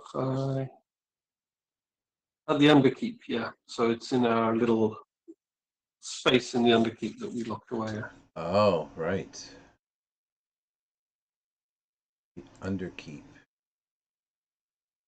Isn't that where we saw the first mention of that thing down there? Yeah. This is where we suspect was constructed by this Ariz the Magnificent. So it's a bit of a amusing thing that we're portaling back to where he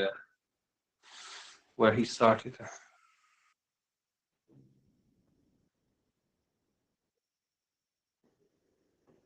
Yep. Let's see. Transfer the keep it. Nope, sorry, that's not it. Cabinets, patchworks.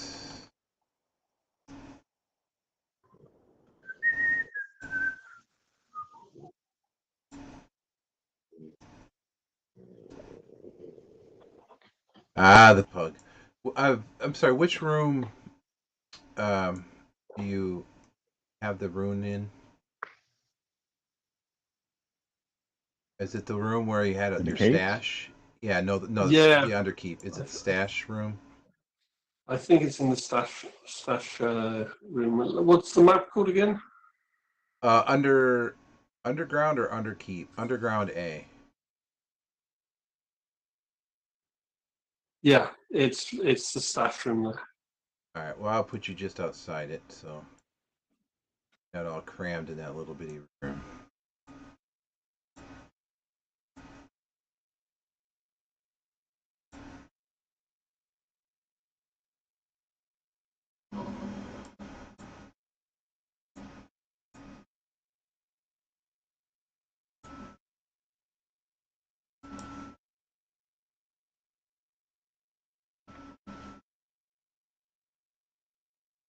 Okay. Now I didn't set the time, so let me see whereabouts in the day we are. I'm gonna say we're probably mid-afternoon. Oh, and I wish I could change that value. Why can't I change that value? I did at one point.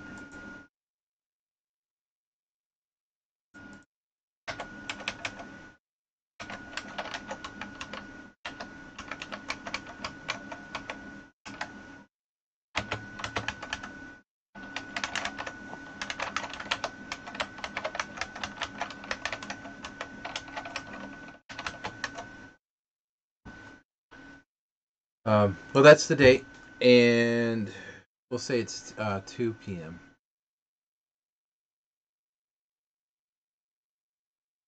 Plenty of daylight left.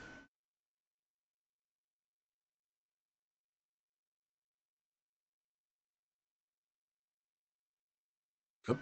Okay, I've got 2 rooms left for the day, so let's go up and check out the keep. I suggest. I haven't got enough rooms to reset our waypoint here in the Underkeep today, so.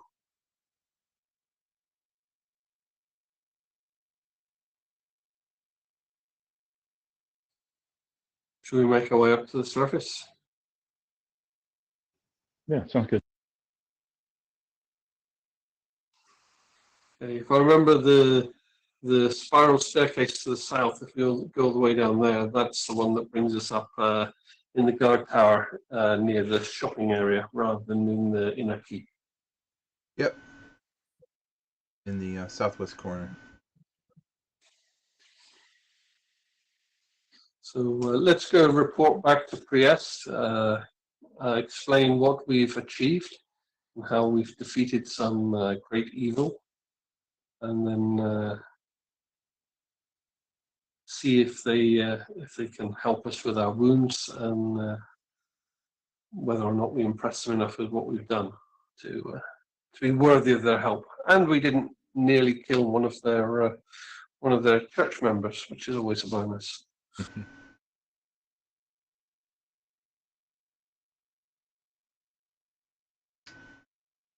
Okay. So as you arrive at the ground level and you open the door to the courtyard, as before, you see a lot of people sort of sitting around in small tents and sort of huddled around each other. Um, some of them are eating food, some of them are kind of wandering around aimlessly. They look lost. And you hear above you on the ramparts a lot of shouting as you see soldiers sort of running back and forth across the wall, and they are shouting and pointing to the southeast towards the ramp that leads up to the keep. And they seem excited and are moving with haste.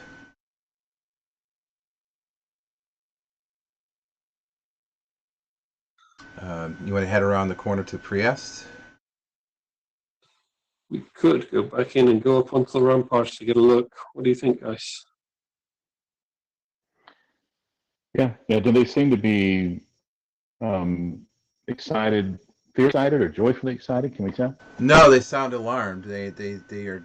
You hear occasionally a voice shouting instructions like, "Man, that you over there, and you take the Yeah. bolster the south corner." Yeah. I think we should get up on the board from there. Okay, so let's slip back into the tower and go up onto the ramparts. Okay. Any particular place you want to go, or you'd have to go to one of the. Well, the door that we just came out of was the tower on the most southern round tower. Yep. The one. So I guess we could go up there, and then from that rampart in between there and the square tower, we've got a good view of the road leading up to the keep, and hopefully what's causing the commotion. And if it seems to be something around the corner, then we can go across the ramparts to the square tower and hopefully get a better view from there. Mm-hmm. So as you ascend the tower and arrive at the level of the ramparts, so you're 40 some feet up in the air at this point. Occasionally a soldier will sort of run through from one side to the other, and they don't ask for you to make a hole. They just kind of push past you. And if you step outside onto the wall, you'll immediately notice to the southeast, some many miles distance, a large trail of smoke wafting upwards. It's quite a bit of smoke, so it's not just a simple campfire. It's something large must be burning, whether it's forest or something you can't quite tell. And you get a faint sense that there's sort of almost a dust cloud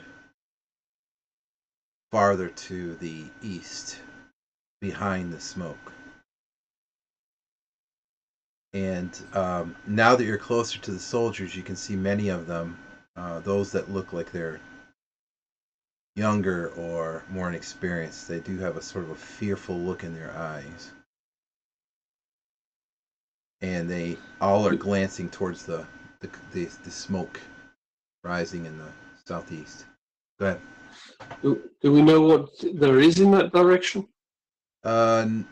It's not in that direction. Well, that would be so the road is I'm trying to find the overview map, but I can't remember which one it is. Yeah, it's I think the campaign location, something like that. Current location, yeah. Current location. Yeah, so if you were to look at that map, let's see if I can pull it up. So the southeast is just down towards some like desert things south of the mountain. So. Yeah, hold on. I'm sorry. Hang on a second. Called current.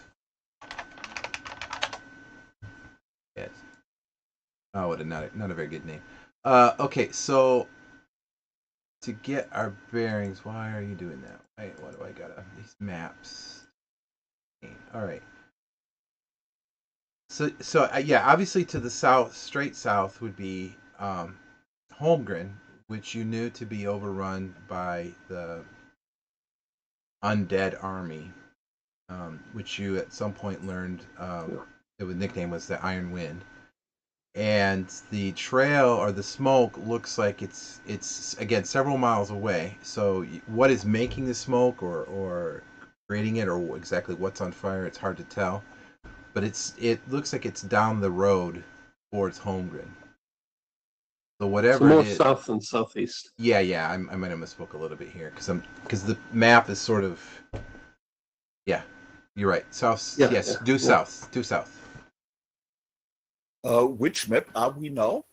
Well, if you look, Trailing Star's current location. yep, yeah, it might be easier to look at that map because if you look at that map, you'll see the Uh, Borderlands Keep where you are at this very moment, and whatever is on fire, it looks like it's probably on the road or near the road. Anyway, it wouldn't be as far away as the say the forest down there to the middle right. It's quite a bit closer than that, but When we first came to the keep, we came up that road, if I remember correctly. Did we pass through any settlements or anything in that direction, or? no, the road is mostly open. There may be an occasional farm here and there, um, off the road a piece to the east. But you've not come this way in at least a week because you spent prior to this you were in Enokai for a week. So, but to your memory, there's really not a lot of. I mean, there's the occasional farm between here and Holmgren. Yeah, so there could be farms, it could potentially be caravans or refugee camps or stuff like that, but we're not talking about a village or a small town or anything like that. Yeah, exactly. Yep.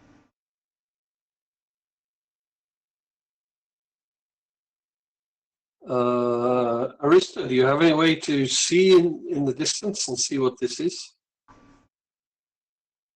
I was just looking at that, and I don't think so. I mean, I can see how far it is, and I can see about where it is, but I can't see what it is.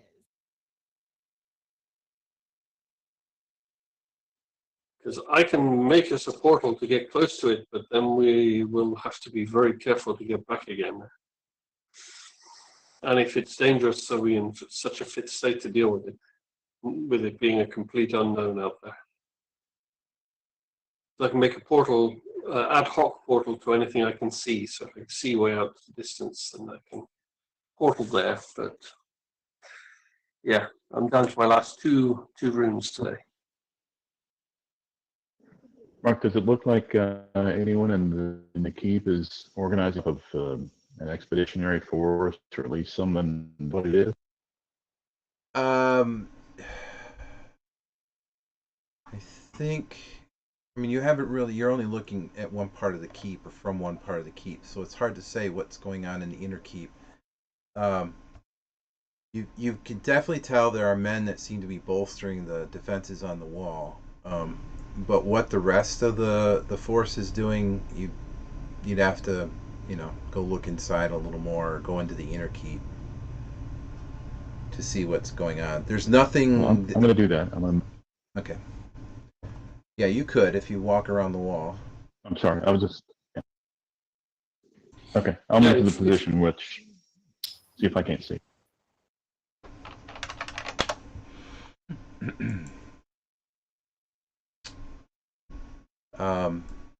You will if you do go through the towers. Keep in mind, there are soldiers that are trying to man stations, so they're not going to treat you very kindly because you're kind of in their way. But you're ignoring that. You will see that in the inner keep, the captain of the guard is standing on the steps, and there are about 50 men, militia, or armored men, standing sort of loosely at attention in the courtyard, and she seems to be addressing them. Can I hear what they're saying? Vaguely, you can make out. I'd like to move closer. Yes, she's telling them that she's trying to calm them and say yes, that she knows the rumors about Holmgren. Yes, she knows that the keep is at risk, but she needs to dispatch some of these men to go and investigate because they need to find out if this is a threat to the keep, or if there are people that are hurt, survivors or something, they need to they're duty bound because they keep guards this area to investigate and to bring back survivors if there are any. So she's trying to encourage them. It sounds like, and they are. It sounds like she is, or they are going to put together some small force to go out and investigate the fire. But everyone is sort of on the edge, very stressed because you have to keep us full of refugees from Holmgren right now. So there are plenty of rumors around what's happening next.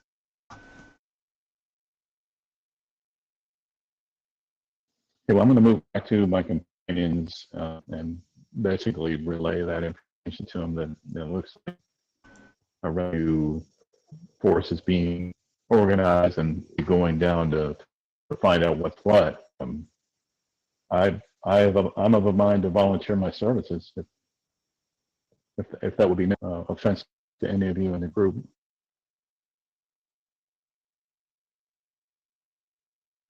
Well, I can potentially lend our services to the captain, and I can offer to get his troops there quickly. We can open a portal, and then we can either go with them or just hang back here and see what we can do to help here, with the promise of opening more portals and more soldiers as and when we can. Well, you open up portals today. She would be grateful for. Yeah, how big was would you be able to get all these soldiers, 40 or 50? I wouldn't be able to get all of them through, but Okay. let me just check how big the portal is again. I think it's 10 foot by 10 foot. I'm not sure. And they've got 4 rounds to get through. So if they organize, then they can probably pile quite a few of them around in that time. Oh yeah.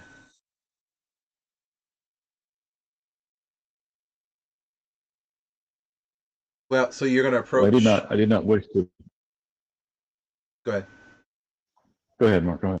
Well, it just sounds like first you're discussing with the party what you want to collectively do, and then I'll assume at some point. Yes. So the portal would be 14 by 14 feet. So it's quite large now at this level. It's 10 foot plus level. So yeah, he's got a 14-foot wide gap to pile as many soldiers through in 4 rounds as possible. Yeah. But then they can't come back unless they take the long way. So are you going to give a pep talk? It's a one-way trip, boys, but don't worry. Well, it's just a long walk home. Otherwise they'd be walking there and walking home. Now they only have to walk one way. Mm-hmm. Now it's as far as you can see, right? I mean, you can't actually see what is on fire. It's beyond your sight. Although you are an elf, but you have twilight vision, right? Or do you have enhanced vision of some sort? Yes, I have enhanced senses, great vision, and +2 to listening. I'll have to check the Aird book to see exactly what great vision means. Can see farther in just whatever circumstance. 2 miles. What book is that, Pete? Well, I actually on mine, I've got classes, races, and spells as like a pop up. So I just went to the races and looked up Twilight Elf. Oh, okay. But if I you're was worried trying about, to find a. I think it's in the Aird guide for players because this is an Aird. Yeah, player's guide for Aird. Mm-hmm. Okay, so that has the different races in it. Yeah, it has the additional ones. The base one would just be player's handbook, but yeah. So elves can see further than humans in just about every circumstance, including torchlight, and can see clearly enough to spot a shield device up to 2 miles distance when outside during the day. Yep. This is a little more than 2 miles. You could at least guess that. But the idea is not to drop them in the middle of it, but it's to get them as close as my vision allows without. Yeah. Well, we'll say you can go up to. You're elevated, so we'll give you 3 miles. How's that? Yeah, so I pass that on to the captain that I can I can get them 3 miles closer. As many as they can fit through a portal in 4 rounds. And that's I don't know how many hours that is or how many minutes that is for a march, but that would save them quite a bit of time. Maybe an hour at least. I'm thinking. Maybe more, but minimum an hour.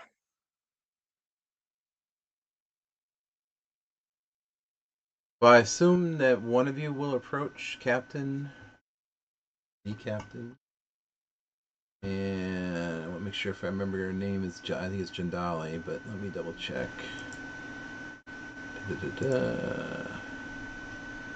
But before we go, I just want to check with the others. Are we going to go with them, or are we going to wait here?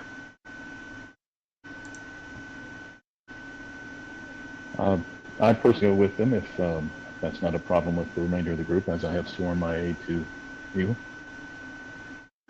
Sorry, I didn't catch that. You'll do what? I'd like to go with them. It's not a problem with the remainder of the group, as I have sworn my service to you. I'm up for going with them then. Arista? Alcius? I'm with you. Sounds like a worthy adventure to pursue. We're all there covered in wounds. It's like, yeah, you gather your men. We're just going to go and see Priest quickly. That's why I didn't want to volunteer everybody, because I knew we were bad off. I look north wistfully. Oh, yeah. Another time, Arista. This is more pressing. So, okay, I'll go and... So, Arista, are your wounds visible? I mean, are you like bleeding and stuff? Okay. Oh, I have one more. absolutely. Yeah, she's not looking very good right now. Let's see if we can do any better this time. 5 more. Wow, I feel And like that does it for me. absolutely uninjured at all. Do you have some Really? goodies 5 left 5 for points? me?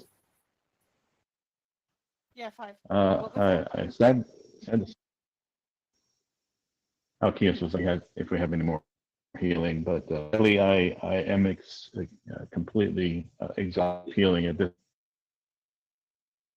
But that's why we're here, because maybe Priest can heal us while the soldiers prepare to get ready. So let's talk to the captain, and then we tell him, look, we do need to see if the priest can salve our wounds a little. But then we're immediately ready to support your men and help them get a lot closer, a lot faster.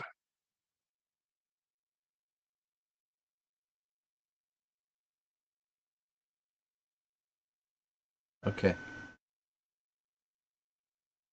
But as you approach Captain Jadali, remember she's the one whose sister you found. Not so long ago, a week or so ago. She recognizes you, immediately as you approach, and her first comment will be, you seem to have been up to some sort of perhaps misadventure. I think your timing is really not great right now. If you've noticed, there's some sort of calamity to the south, and I'm gathering some troops to investigate. My fear is it may have something to do with the attack on Holmgren, and it would be better to know sooner rather than later. So if you're able to help, I would greatly appreciate it. The keep would appreciate it. As you see, we're stretched a bit thin with our resources right now. Well, I may be able to help, but and I explain the portal and how it works, and I also explain we can get them 3 miles closer, but we do need to visit Priest first to see whether he can salve our current wounds, and then I look down at this gaping wound where a piece of marble smashed into my arm. Mm. Yes, perhaps some other time you'll have to tell me how you what you've been up to recently, but I'm afraid right now is not a good time for idle chat. So yes, would absolutely it would be a great benefit. It would save us many many miles of march and some time. Well, So have your men ready on the south rampart, and we'll be up there as soon as we've been to see Priesta. okay. She plans to Okay. send 20 men through. So Oh, that's no problem, I would imagine. yeah. Okay, so then we head to Priesta. Yes, and as before, Priest knows you well now, and so do the rest of his acolytes. And as you approach, they immediately recognize you, and one of them sort of disappears inside, and you see a very worn and tired uh, old man whom you hardly recognize as Priest. He looks like he's aged 10 years in the last 2 weeks. And he's sort of bent over a little bit and he kind of shambles out and says, you seem like you've seen some sort of war. What, let me guess, you've come for some healing? Maybe some advice?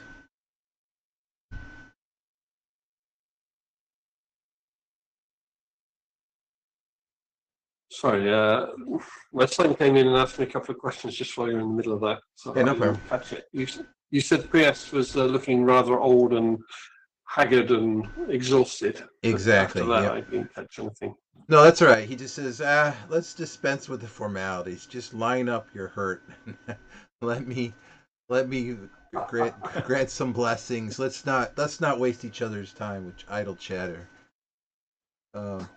This, Very appreciated. No problem. I He- he'll pull one of his acolytes off and they'll start working on Sorak.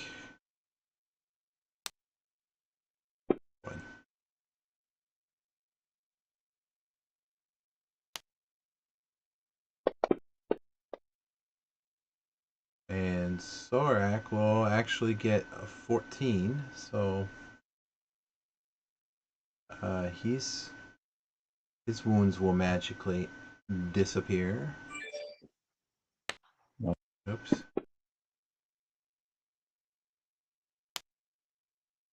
he feels better.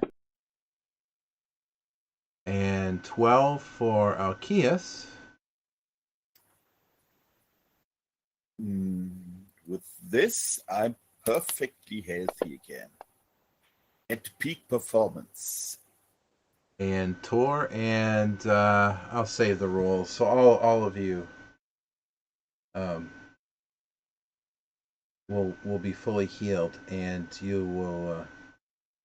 It will be as if it will seem as if he aged yet another year in front of your eyes. He will do fine. He will do fine. Priest, you don't know what good you have done for the keep here today. We must hasten away because there's a disturbance in the south. But as always, your services are much appreciated. Can't remember how much we paid him last time, but probably not enough. Yes, well, anything you can spare.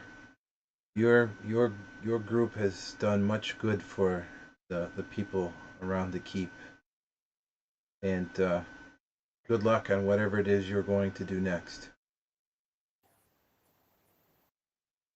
I lean in close to him and say, sir, that your energies on our behalf are draining you to the extent of actually injuring your health. There is there something plaguing you? Something we can assist you with? Because I personally feel guilty about taking some of the energy given us today, seeing its effect upon you. Oh, it's quite all right. This was a drop in the bucket, so to speak. The these last few weeks have been very trying, and this is just part of part of my service, part of my calling. I'm in service to my Lord, and this is my place. So don't fret. I imagine If you say sometime there'll be enough peace in the land I can take some sort of rest or sabbatical, and perhaps regain some of my health. okay, if though you come upon think may be of assistance to you, and and I sort of look at his his appearance, please to reach out to me. I want to assist you in that. I appreciate the offer. I will certainly keep it in mind. When you're done with whatever task you're currently set to, why don't you come back and visit me? I think I may have something you might be interested in. I shall indeed. And thank you again for the effort.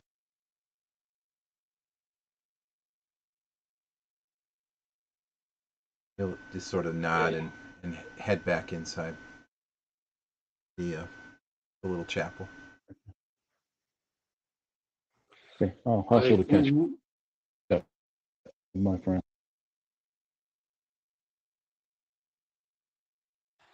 No idea how much we paid last time, but my funds are getting quite depleted after the cures that we bought for Arista for the pit pox, let's say, that we got. I'll drop a couple of plat in the collection thing as we leave. Is that normally enough? If not, I'll drop some too.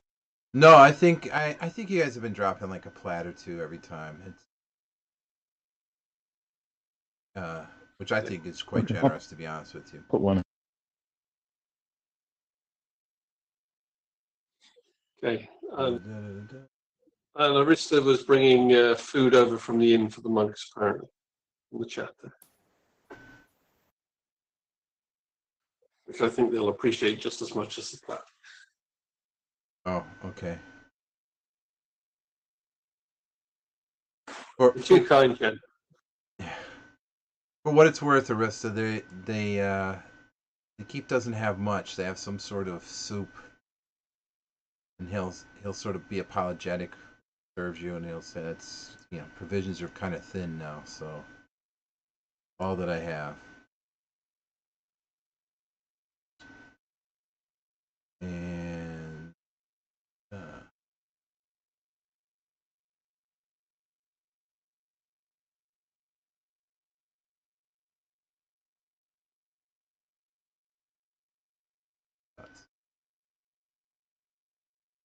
sorry, I'm trying to prepare the next map here.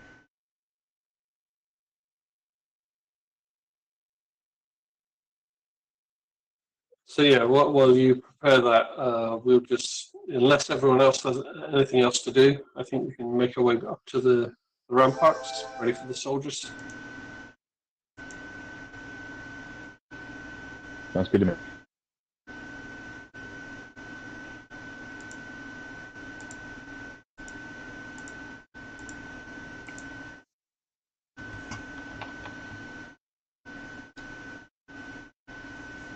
Okay. Shoot.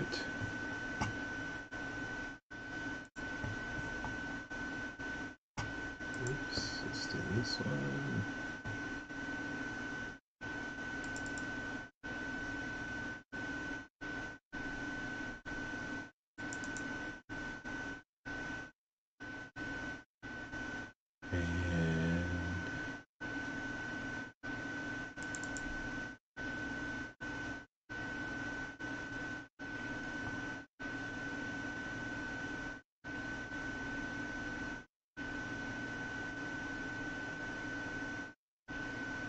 Sorry, bear with me another minute here.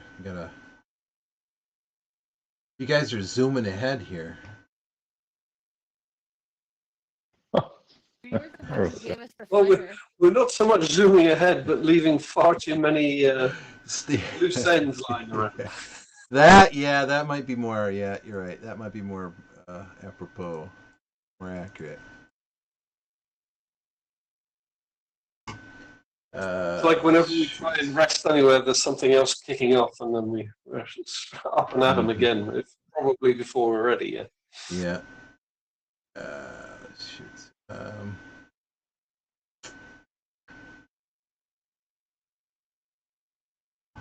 Let's look here.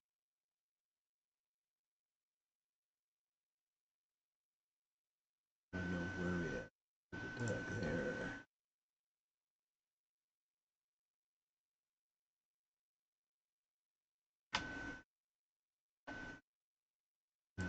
That.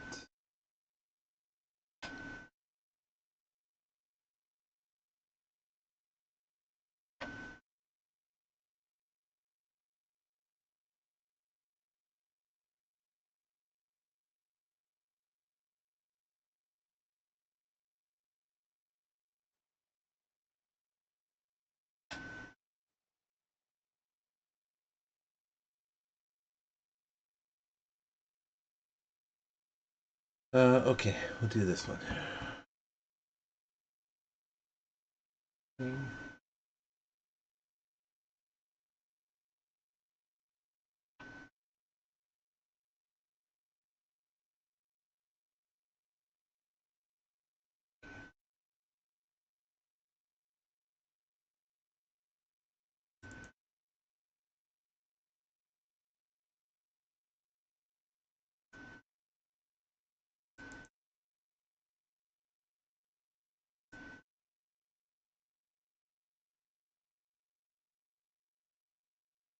Oops.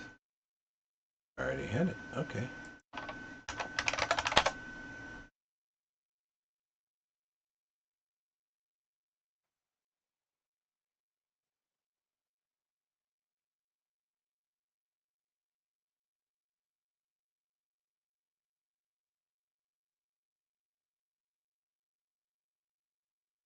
Okay.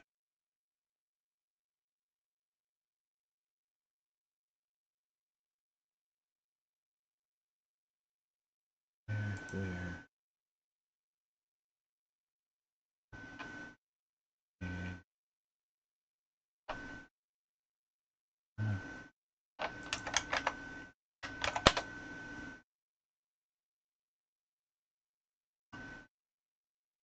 Hmm.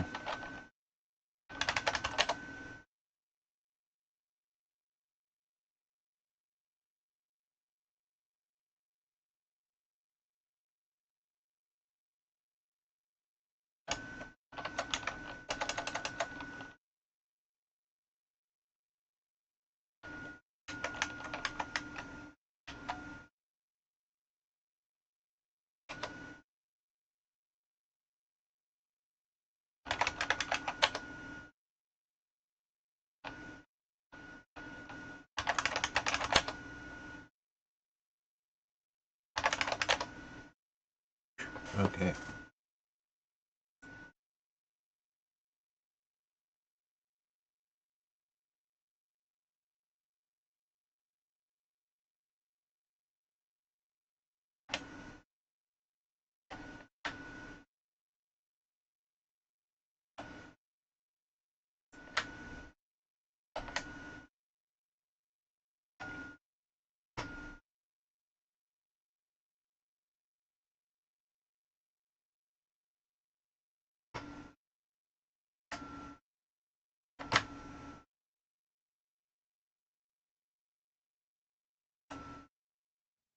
Actually, I see it's only it's 5 minutes to now, so.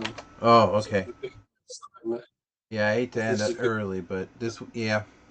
I'm sorry to talk over you, but this wouldn't be a bad spot if we, because we'll probably get right back into combat right away anyway. So there's a chance of that anyway. Oh, that's reassuring. Thank you very much. No problem. No foreshadowing there. Maybe we should rethink joining them. Oh no, I'm sorry. I suddenly have a vision. we will stumble into danger. Yeah, no, I'm sorry. You're already committed to the portal. You're halfway through the portal. You're in the midstream interdimensional space right at this moment. And that'll have to be the cliffhanger. Is will our heroes make it to the other side of the portal? Will they slip into a pocket dimension universe? What happens when they land? Will they immediately be thrust into an encounter? With the faint voice in our minds telling us combat awaits. Yeah. Yeah. Yeah, I think this would be better if we left it here and picked this up next time. At the other end of the portal with you and 20 other soldiers.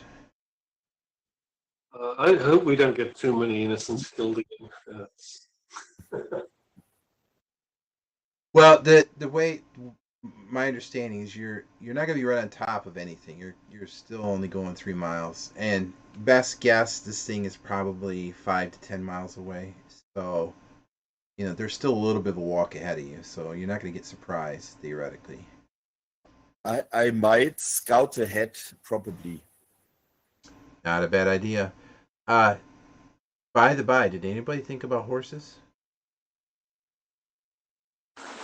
I don't think they My horse is get up onto the ramparts very well. But we do have some horses. I've no idea where they are these days, though. Lost track. I think you mine is could. here. Oh, yours is here? They are just a hindrance. They make me slower. Yeah. Oh, okay. All right. Well, I'll let you figure it out if you brought your horses or not, and then we'll just pick it up at the other end of this portal. Actually, Yeah, I own a horse, if I remember correctly. Yeah, but I think it's given that we're departing from the ramparts, it might cost us more than the hour that we save walking 3 miles of using a portal to go through to the other side. And Getting horses up to the ramparts. Yeah. Fair enough. And the horse probably not as silently as I would be when I move alone. Hey, I'm just threw out the idea. I would like to take horses, but that's the alternative. We just all take horses and gallop and probably get there just as fast as using the portal. Yeah. Well, the other 20 won't have horses, so. Well, if they don't have them, it's hardly fair if we do. Mm-hmm. Yeah, I was going to say, it doesn't make sense to have horses. So we can get there first and die first? Well, no. Well, okay. So, yeah, never mind. I'll let you figure it out. Oh, no. I know what I would do. I know what I would do if I had a horse, but I mean, the horse gives you an incredible advantage. First of all, you could scout ahead, and secondly, if you do get into combat, I mean, having a horse, if you knew how to use it effectively, could give you a huge advantage. But I used to play Total War, so I liked my mounted cavalry, my mounted heavy cavalry, my mounted light cavalry.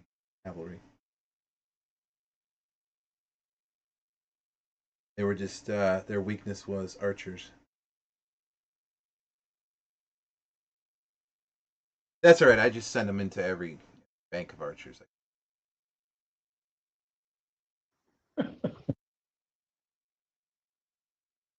Okay, so let's pause it there and then pick it up next weekend, and I will have a map ready. Okay, I'll see have you it. next week Sounds great. then. Yep, sounds good. Yep. See you guys next week. Okay, see ya. See you next Bye-bye. week. Thanks very much for the game. See you next Yes. week. Thank you very much. Mm-hmm.